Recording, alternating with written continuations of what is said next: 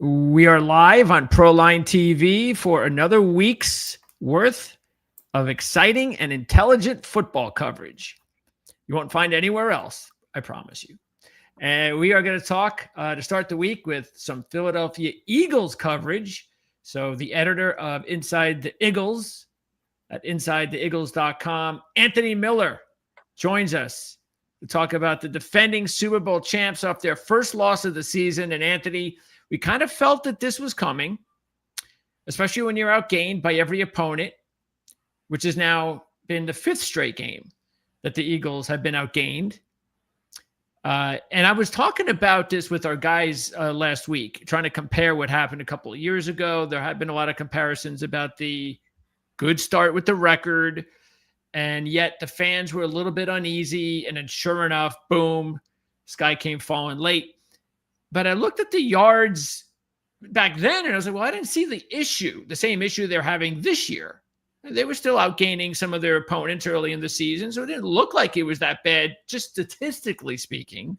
But again, Eagles fans watching the game still felt a little uneasy. So how do you compare what did happen? Because there's a lot of that going on. How did you compare what happened, what went on a couple of years ago, and what potentially could happen, or what's been happening so far this season?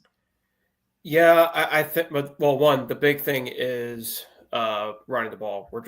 I don't know what it is. I don't know why we're refusing to run the football. Yesterday was kind of a weird thing, but we're really struggling to run the football. And I think a lot of that has to do with some of the offensive line issues that are happening right now. Landon Dickerson has not been 100%. I don't care what they say. He has not recovered from that meniscus injury. He's had back injuries. He's had knee. I mean, he's been really banged up this year, and he's been trying to fight through it. And I can appreciate him doing that. But I think it's really hindered what the Eagles have done. Lane Johnson, same thing. Prior to yesterday's game, he had gone 2 straight weeks where he couldn't finish a game because he was getting injured. So there seems to be some continuity issues there. Cam Jerkins, I don't think has had the greatest season either. He's kind of dropped off a bit. So I think one, offensive line play just hasn't been as strong as it usually has. I think a lot of it has to do with Kevin Patullo's play calling. I can't believe I'm sitting here and saying this, but, you talk about the yards from 2 years ago. You're right. I mean, the offense was better 2 years ago than it was now. Like, with all the complaints I had with Brian Johnson and always running those bubble screen passes every 2-3 plays and all that type of stuff 2 years ago, just seems like it's a lot worse this year. Like, it just seems like Kevin Patullo has just not been able to get into a rhythm with play calling. And it definitely felt like yesterday, he felt like he got bullied into now throwing the football more. And any Eagles fan that's watched Jalen Hurts play in the last 4 to 5 years knows Jalen Hurts is not the type of quarterback that can throw it 30 to 40 times a game. It's just not his type of game, and that's okay. I think that's made him successful, and they won Super Bowls that way. Like, he's the type of quarterback to throw it 20, 25 times a game, run about 5 to 7 RPOs a game with him, and you're going to be successful. You can't have him throwing the football 38 times and I think he had like 44 dropbacks yesterday. That's not going to make him successful because they were trying to bomb it deep with him, and he went 2 for 9 for passes over 20 plus yards, which was the second second most passes he's thrown deep in his career. Like, that's just not his game. Like, the reason why the Eagles have been successful at like those explosive plays the last couple of years was because, they weren't doing it as often. So every time they did it, it would work to perfection. But now it's, I don't think Patullo has been able to find the balance, and he's been really predictable with his play calling. So, it just felt like Brian Johnson has actually done better with this offense 2 years ago. And he didn't have Saquon Barkley. Like, they didn't have the players that he has now. He had DeAndre Swift, and he was still able to get over 1,000 plus yards with Swift. All right. So, see, I'm willing 100% to go down the road of the offensive line, because I've really been, it's like every week now I have to emphasize this more and more about how in any sport, especially let's just say offensive line, specifically football, if you have a really good offensive line for 3 or 4 or 5 years, whatever the case may be, and then all of a sudden there starts to be some cracks in the greatness, and all of it, you lose a starter here or an injury there. Nobody picks up on that right away. They still will say Eagles' best offensive line of football. It's like, yeah, but you're not paying attention. That's not the case anymore. Now, maybe they could regroup, get healthy, and by the end of the season, they'll be humming in that kind of way and that kind of, top play again. But as you just said, that's the one thing why I think it is hard, unless as a fan watching every play, you don't feel that is more than 50% the problem. Because I said this all last year. Stop Saquon Barkley, you can beat the Eagles. But nobody could. And that's the guy that has to get going. He is the MVP of this offense. I don't think there's any doubt about that. And if he does not get going, like you said, then he wants to throw the ball and play one-dimensional football, and that's not the Eagles game. Yeah, I mean, they completely lost their identity yesterday. Like, it was the weirdest thing because, like, Barkley ran the ball only 6 times, and he had 1 carry in the last 32 minutes of that game, and that was a 0-yard gain late in the fourth quarter when they were already down. Like, he wasn't running the ball that bad. He was actually running the ball better than he has the last couple of weeks. Yeah, look at that. 6 carries, 30 yards.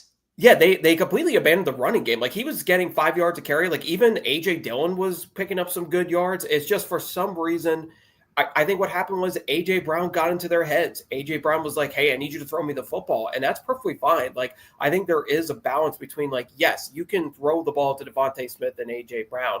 But at the same time, you got to have that balance of being able to run the football. You literally have the offensive player of the year in the backfield, and he had 9 touches yesterday. Like, that's inexcusable. And just to top it off, Barkley had that big touchdown pass from 47 yards out. That wasn't even a play Kevin Patullo made. That was something him and Jalen Hurts made up. Like, wow. That's how, like, crummy it kind of is right now in Philadelphia. When you have the quarterback drawing up the play that gets him a 47-yard touch, like, there's so much disconnect to this offense right now, and it's just so weird because this is one of the best offenses in the league in the last 4 to 5 years, and this year it's just, I don't know. Well, you tell me really though, is it more? If you had to pin it on one thing, do you pin it more on the new OC or more on the offensive line injuries? Neither. I think I put on Nick Sirianni, and I love Nick Sirianni. Because here's the thing, and Stephen A. Smith had brought up this morning on First Take, and I actually agree with him on this. Is like, who's the boss of this team? Are you the boss of the team, or is AJ Brown the boss of the team? And I think Nick Sirianni, he's the head coach. Like, ultimately, he's the one that comes up with the decision to, like, what the game plan is and something. Like, 2 years ago, I think Nick Sirianni was super involved in the game planning of the offense with Brian Johnson, and I think he kind of saw a lot of his identity kind of put into it, and I think that's why there were some key issues. Okay. Last year, Kellen Moore, I think, had a little more control because he had been an offensive coordinator before, and he had been a successful offensive coordinator with the Cowboys and with the Chargers, so I think he had a little more freedom to do what he wanted. But it feels like this year, just because him and Kevin Patullo have been buddies, and they've been working with each other for, like, I want to say a decade plus, it definitely feels like maybe Sirianni's a little more in that offensive game plan. And he's letting Patullo fail by letting AJ Brown walk all over them with, like, hey, throw me the football. Because now Patullo kind of took it as like, oh, well, if AJ's upset, well, now I got to throw the ball all the time. And it's like, no. He just says he wants more targets and he wants more catches. You could still do that while running the football. So I honestly, I put more of the blame on Sirianni, and I'm not calling for him to be fired or anything like that. I'm just saying he needs to kind of regain control of this team and be like, look, our identity is running the football. They are best when they run the ball 60% of the time versus 40% passing. Absolutely. That's what they need to do, but they need to design more passes that are RPO style to get Jalen Hurts on the move, or have Jalen Hurts make a decision on making quick passes, and just make sure the targets are going to Devontae Smith and A.J. Brown. That can still happen while being able to keep that identity. How about the fan base? Do you think that do you have the pulse of the fan base when it comes to critiquing Sirianni in that manner? I think more of the focus is on Patullo right now. Okay.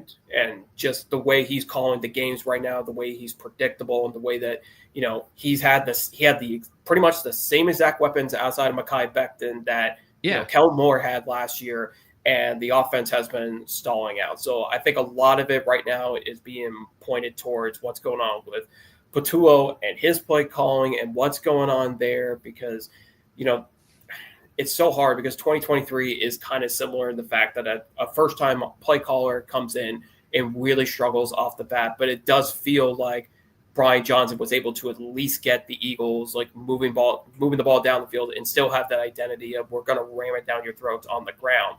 Patullo has just not been able to get to that point yet. I'm hoping that maybe things will change. So I honestly, I can't believe we're going to say this. I'm really glad we have a Thursday game because at least we only have a few days of having to talk about what happened with the Broncos so that they can bounce right back and that's right. Maybe beat up on the Giants a bit and get their confidence back. Yeah, because they have definitely handled the Giants. We're going to get into that matchup in just a couple of minutes. Let's go into that offensive line as far as the injuries. So we see Dickerson limp off the field again. Lane Johnson has had his share of injuries this season. So what's the status right now of both Dickerson and Johnson, do you think, long-term?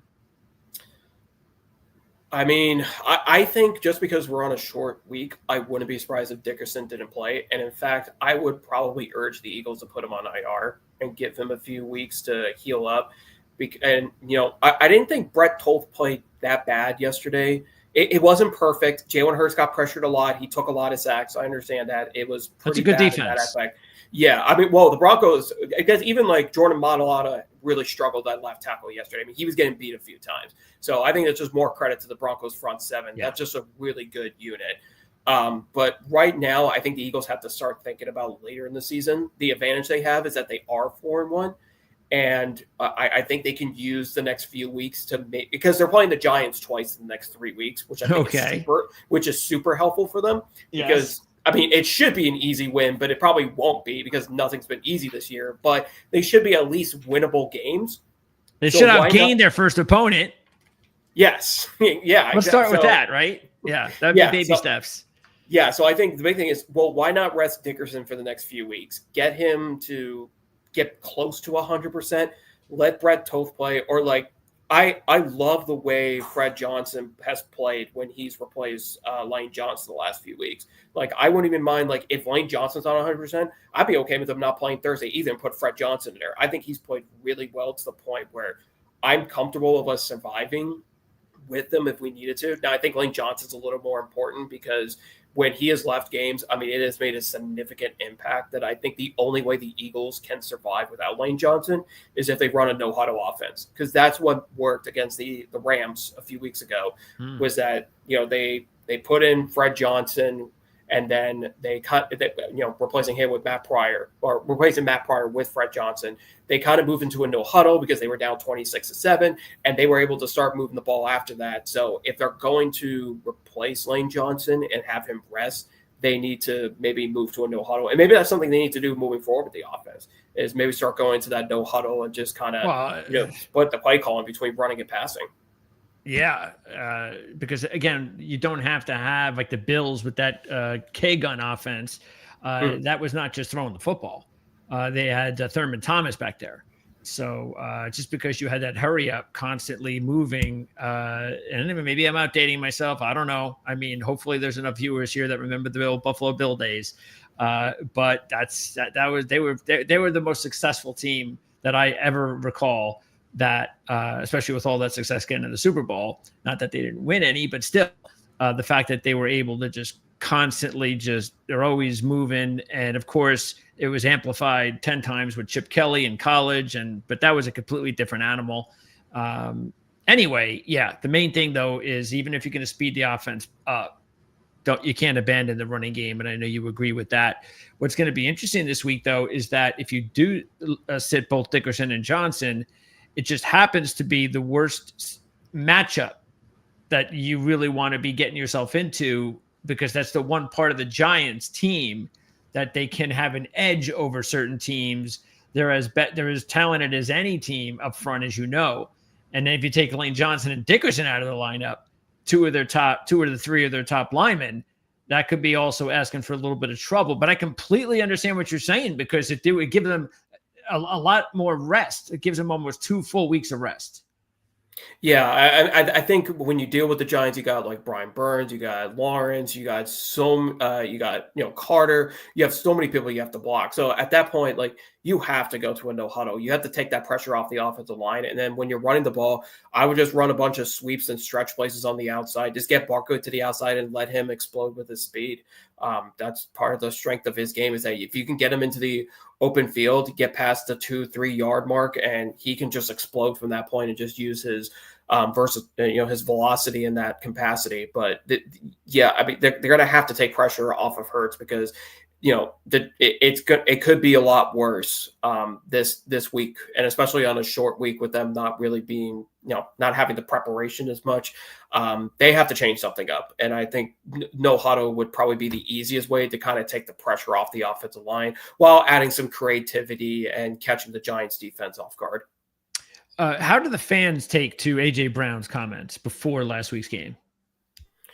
I mean, it's kind of split, because the thing is, we kind of already know about AJ Brown's mindset. Like, after the Super Bowl, about a few days afterwards, he had made a post where he was like, yeah, I was excited about winning the Super Bowl first, but then it's gone away. Like, all that excitement is gone. It's like, I just want to dominate defensive backs in the backfield. Oh, okay. So it's like, you kind of already know, AJ, and then there were issues last year too. There was the same talks about Jalen Hurts and AJ Brown having issues because he's not getting him the ball. This is just something that the Eagles signed up for when they got AJ, is that, and it works. And yeah, I mean, honestly, you kind of want your number one receiver to be kind of a diva. You want him to be throw me the ball. That's what made those Cowboys teams in the 90s so good, because Michael Irvin was just get me the ball. Randy Moss, throw me the ball. Those is what made great receivers. So, this is what you sign up for with AJ. I don't think fans particularly love the comments, but at the same time, it's we already know what we're signing up for. And he was right. I mean, he might have not done it the best way possible. I think you need to talk about it with, Howie Roseman and Nick Sirianni and, Kevin Patullo, and tell them, give me the ball. But, in his own way, AJ Brown, I think he has a media degree. So he kind of knows how to manipulate and use the media and use social media to get his point across and send a clear message. And the message was just sent. And it paid off dividends for him and Devontae Smith. I mean, they're getting fed the ball a lot more. So, and they lost. Kudos to him. Yeah, and they lost. But kudos to him. But at least he's getting the targets. At least he's getting catches, so he can't complain about it. Yeah, that's a lot there that you can read into, no doubt about it. And since he's really into the media, maybe he'll have a career just like another diva, Chad Johnson. Even though I could say this, that hopefully if he does go in broadcasting and a podcaster, that he does a lot better than Chad Brown. Because Chad Brown is just absolutely awful. He shouldn't even be on the air. It's just embarrassing. Anyway, let's talk about the defense, because the defense also has some key injuries. And the reason we don't talk about it too much is because there's a lot to talk about the offense, and the defense still continues to play reasonably well. There's still some, a little bit of issues here and there that pop up in the secondary, but there have been edge rushing injuries, and talk a little bit about who they really miss the most, and when do you think that they're going to be able to get healthy? Is this, do you feel confident that when it all, playoffs come, that as of today, as long as they don't lose anyone else, that this defense can still end up being, one of the top defenses heading into the playoffs? Yeah, I think this defense is, I think under the circumstances, unfortunately, this is a type of defense that this year, it's always been one or two quarters where they really screw everything up and have bad quarters. But, for the most part yesterday, I thought they played really well. I think not having Nolan Smith really hurts, and we're not going to get it back until I think about November is when he's going to come back. So, hopefully he'll return soon, because he's a big part of the edge rush. But Zadarius Smith, what a great signing that, that came out of that from Howie Roseman. I thought he's, played really well since they brought him on. It was really great to see Azeez Ojulari finally get some playing time and finally be active for once. And he was actually really good yesterday. So I really hope that Ojulari gets active and plays more often, because I thought he was one of the better pass rushers yesterday for the Eagles. For somebody who was inactive for the first 4 weeks, he finally got a shot, and I thought he made the most of it. So hopefully he'll get some more. Josh Uche played really well off the edge as well. I think they've done good in that aspect. I think Jordan Davis is having an absolute monster season. I think he's on his way to getting a Pro Bowl for the first time. And I think he's played way better than Jalen Carter. Jalen Carter's had too many mental mistakes. And, he got good pressures yesterday in that Broncos game, but he's not producing the sacks. And I really don't. And that, he's had that lingering shoulder injury over the last few weeks that I think has kind of affected his play a little bit. So he's another one that can he fight through the injury and get healthy eventually? Because he really needs some time off to maybe get 100%. But, I mean, that defensive line is still solid. Zach Bond's a beast. Jihad Campbell's having, I think, a defensive rookie of the year kind of caliber season. Andrew Makuba's having a defensive rookie of the year caliber season, even though he tends to struggle from time to time in pass coverage and, has some broken coverages. But I think he's played really well. And then Quinyon Mitchell's playing at an all-pro season.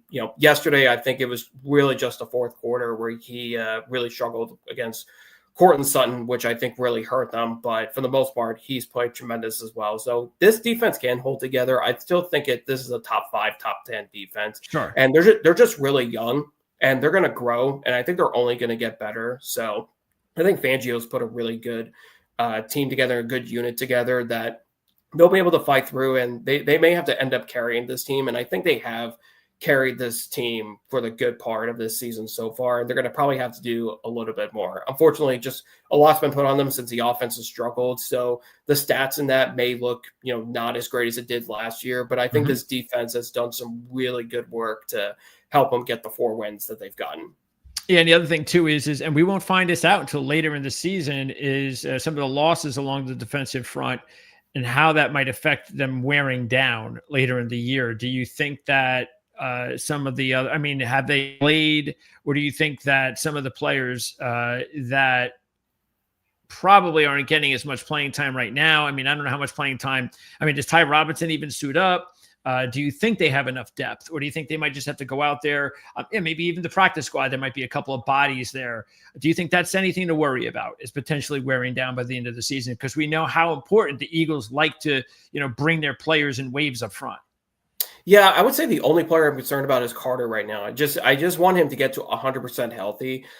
Besides that, I think the depth is really solid pretty much at every position. Linebacker is only going to get better when Nakobe Dean is back, which he probably won't be back till maybe next week or the week after. Okay. I don't think they'll rush him to play this week. He may be back for, I think, the Vikings game, which I think it's about a couple weeks.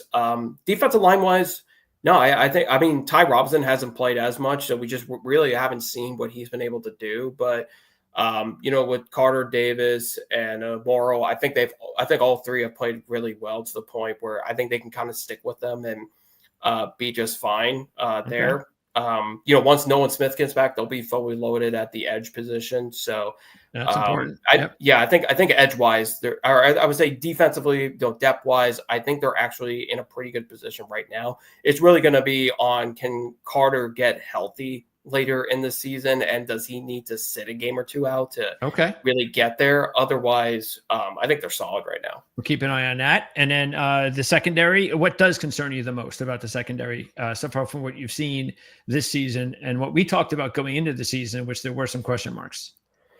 I don't have as many questions as I did at the beginning of the season. Adoree Jackson played horrible in that Cowboys game, but then afterwards, next 2 games, he was spectacular. I think he allowed like 49 yards combined the next 2 games, and then he got hurt. And then, Kelee Ringo, I thought, had a pretty good game yesterday in coverage. I think it was a better game that he played a couple weeks back against the Buccaneers. So I think Ringo is finally coming into his own. I think he's the guy the Eagles really wanted to start in the first place, but he was just so bad and he just wasn't ready in, preseason and training camp that they had to go with Adoree Jackson. But I think now that Ringo is kind of getting into the flow of it the last couple of weeks, I think he may end up holding that CB2 job for a little while and maybe try to grow with him. The big thing with him is he's 6'2". You just don't see many corners that are that tall, and you want to have somebody with that kind of frame, especially if you're in the red zone and you're trying to, stop, prevent one of those fade routes with like a tall receiver. So I think they're desperately trying to make it work with Ringo, and I think he's answered the call pretty well. I think the Buccaneers game, he was horrible with his tackling, but I thought yesterday he played a lot better. I thought he tackled a lot better. He was pretty good in coverage. Like, he seems to be growing pretty well. So if they can, if he can continue the progression he's going, I'm actually okay with where they are in the secondary right now. I was worried at the beginning of the year they might have to make a trade, but right now I don't think so. I think they can roll with him or Dory Jackson and maybe just be okay for now. And then wrapping up, again, we talked a little bit about the game on Thursday. So the Eagles are right about a 7-point favorite in this one. They've owned this series, which is not a big surprise over the last several seasons, playoffs as well. Again, the Giants haven't been very good. The Eagles have been. So what is it normally that you see in this series? Because I think trends, when you take a look at matchups, only matter to me in conference play in college and division play in the NFL, because this is the same teams you see over and over again. It's what the coaches usually prepare for the most. They know how important these games are. So what kind of feel, like you tell me, what do you think is more than likely going to happen as we go into this game on Thursday? I mean, we're facing up against a rookie quarterback who doesn't have his number one receiver, who's out for the season, in Malik Neighbors. I think you're going to have a Giants offense that has to run the football. I feel like the Giants, the only way they win this game is if they attack Kelee Ringo, and Ringo's not ready to go, because there's no way they're getting anything on Quinyon Mitchell. So it's really going to come down to, can one of the Giants receivers, whoever it is, if it's Quinyon Mitchell's I don't know who's going to follow. He may end up following like maybe Darius Slayton or something like that. And then just Hyatt versus Ringo, that might be an interesting battle between those two. Who performs better that way? They may try to attack Ringo, but I mean, you got a rookie quarterback. I'll say this: Jackson Dart has looked not bad. I think he's looked pretty good. He's a tough kid. I think he's willing to take some hits. So I wouldn't be surprised if they try to run the ball a little bit with him, because he is, a kind of sneaky athletic, and I think he can make some plays with his legs. So, but I think for the Giants, they're kind of stuck with, well, we got to run the football to win games, and I don't think they have the strongest running game. So it really comes down to, can they pound the ball? Can they control the line of scrimmage? Can they win the time of possession and make sure the Eagles offense stays off the field? Because otherwise, I do feel like this Eagles team, as long as they can handle that front four of the Giants, they should be able to kind of pick them apart in the passing game. And if they can get some, big explosive plays on the outside for runs, I think Barkley could have a good day against them. Barkley loves playing the Giants. That is true. I mean, last year he had, I think, nearly 200 yards on them. So I think he's kind of looking to, continue to kind of take it to them for what they did to him. Yeah, if A.J. Brown was a center of attention on Sunday, then Barkley is going to be that center of attention on Thursday. No question about it. And if he can't get going on Thursday, then I don't know when he's going to get going. So just like you said, because we know how important it is. So again, overall feeling, though, just based on it being the Giants and the Eagles, you expect the Eagles to win this one going into the fourth quarter. This should be a 3-quarter game, you expect? I mean, at this point of the season, I'm not expecting any more blowouts. And it's NFC East battle. It's two solid defenses. I think it's going to be a low-scoring battle. Low-scoring game. Especially since it's Thursday night. They don't have a lot of time to prep for each other. So I'm fully expecting this to go right down to the wire. I think the Eagles will win. I think they should win. But honestly, with how this season has gone, I wouldn't be surprised if the Giants found a way to sneak in there and get an upset. But I'll still pick the Eagles. Really? Game. I mean, the Eagles, offensively, they haven't looked – I mean, the offense has shown me nothing to give them the full confidence they can blow out a team. I mean, they should blow out the Giants, but I'm not confident enough that they can do it. So I can see this being like a 20-17 kind of game for the Eagles. Okay. And do you think this 41.5 total, you go under? Yeah, I think I'm taking the under. It's an NFC East game. The NFC East games are really like gritty battles unless there's could be turnovers, Dart's a rookie, that could definitely, I think that'll make the difference, because the Eagles have had only one turnover in the last 5 games in the offense, the only positive to this offense. But the Giants, I could definitely see Dart making some mistakes in this game. All right. So Anthony's going to go with the Giants and the under, with the Eagles winning a close one. Yep. That's what I would go with. All right. And it's only Monday. So Good job, Anthony, as always. We have links in the description of this video that you can check Anthony out as far as social media and, of course, the InsideTheEagles.com website. Anthony, appreciate it. And I'm sure we'll talk later on this season. And maybe when we do, we'll be talking about maybe a winning streak or something like that, even though they just had one. So yeah, hopefully some better stuff. But yeah, thanks. Outgaining some opponents would be nice. Yeah. Yes, that would be good. Thanks. That'd be a good start. All right, Anthony. Thank you. Appreciate it. Thanks, Greg. Appreciate it. You got it. All right, Anthony Miller. Again, links in the description of this video. You can check him out at InsideTheEagles.com. Later in the week, we are going to be scheduling all of the same shows that we usually schedule here at Proline TV and the Our Lads Football Network. Matter of fact, tomorrow on the Our Lads Football Network, Dave Syvertson, one of the top scouts with Our Lads, I get an opportunity to sink my college fandom into this interview with Dave tomorrow and ask a bunch of questions regarding the 2026 draft. This is the perfect time to start asking. So I'm deep diving with questions regarding the quarterbacks to keep an eye on, because as you can see back there, as a Jet fan, I'm already looking at the realistic situation that a Jet fan and maybe even, of course, a Browns fan could be, depending. I mean, Gabriel looked okay in his first start. We'll talk more about Gabriel and the Browns a little bit later on in the week. But again, there are going to be several teams, as always, looking for quarterbacks. There's going to be a lot of quarterbacks available in this year's draft, even if Arch Manning does not come out. And right now, the way he's looking, he probably isn't going to come out this season. He's going to need a little bit of work and another completely new season, because Texas is not winning a national championship this year, and I'm sure he wants that opportunity. So I think Arch Manning is probably going to be a 2027 quarterback, but there's still a lot of them available.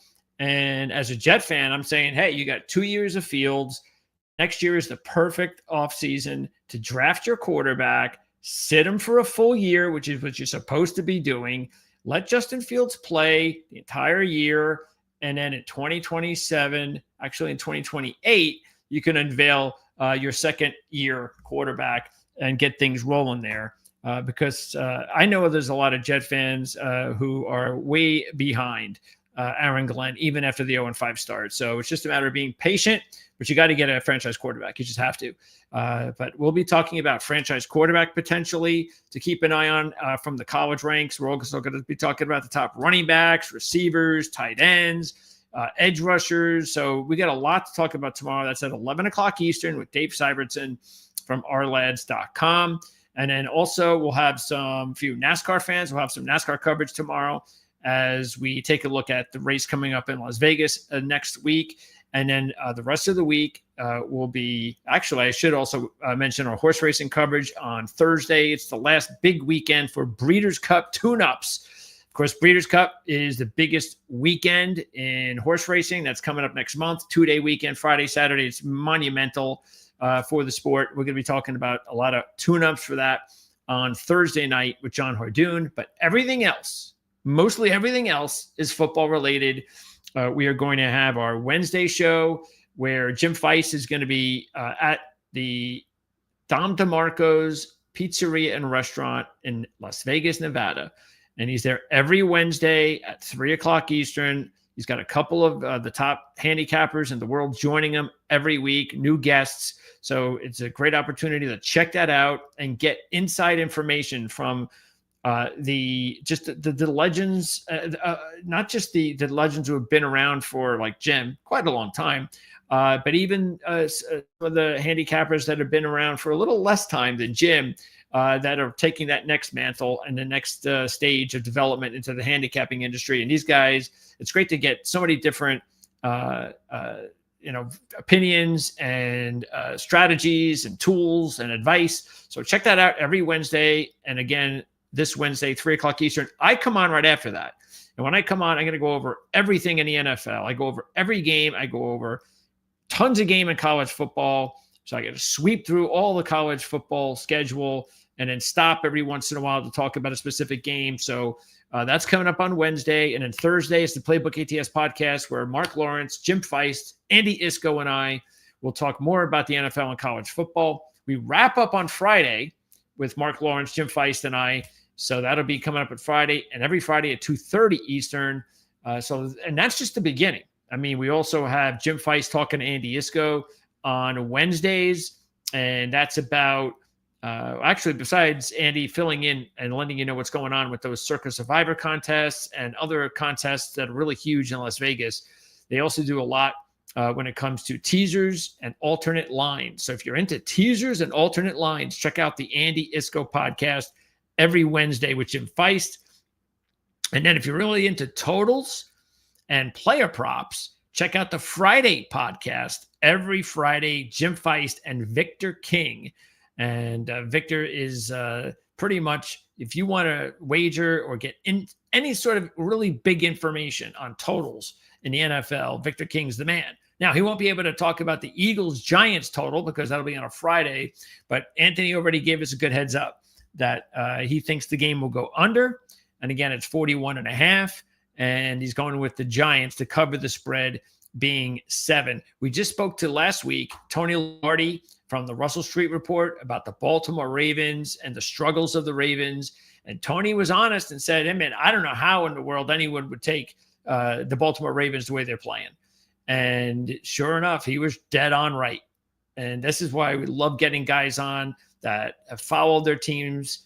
They know what they're talking about. And Anthony's the same. So Anthony feels just doesn't have a lot of confidence right now with the way the Eagles offense is going. And really, who would, right? But sometimes, you look at stats and you think, well, maybe it's just not the stats, or maybe it is just the stats, I should say, because the stats can be misleading. And that's why I wanted to have Anthony on. But apparently that's not the case. It's not just the stats. There are a lot of problems going on, as Anthony talked about here with the Eagles, and we'll see if they can survive the New York Giants on a short week on Thursday night. So that's going to wrap it up. Again, if you're into college football and the NFL, if you like to gamble on the NFL and college football, if you're into fantasy football in the NFL, then hang with us every week because we're going to give you wall-to-wall coverage right here on Proline TV and the Ourlads Football Network. We'll see everybody again on Tuesday at 11 a.m. And again, that's going to be with Dave Syvertson from ourlads.com. So if you're into the draft for 2026, this is going to be our first video for the 2026 draft coverage. And it's the first of hundreds. And I don't think I'm exaggerating between now and the 2026 NFL draft. So I'm really excited about it. We'll talk to Dave tomorrow. We'll see you then. Don't forget to subscribe, like, and share if you want to contribute to the channel. We really appreciate that. And again, thanks to Anthony Miller. We'll see everybody next time here on Proline TV.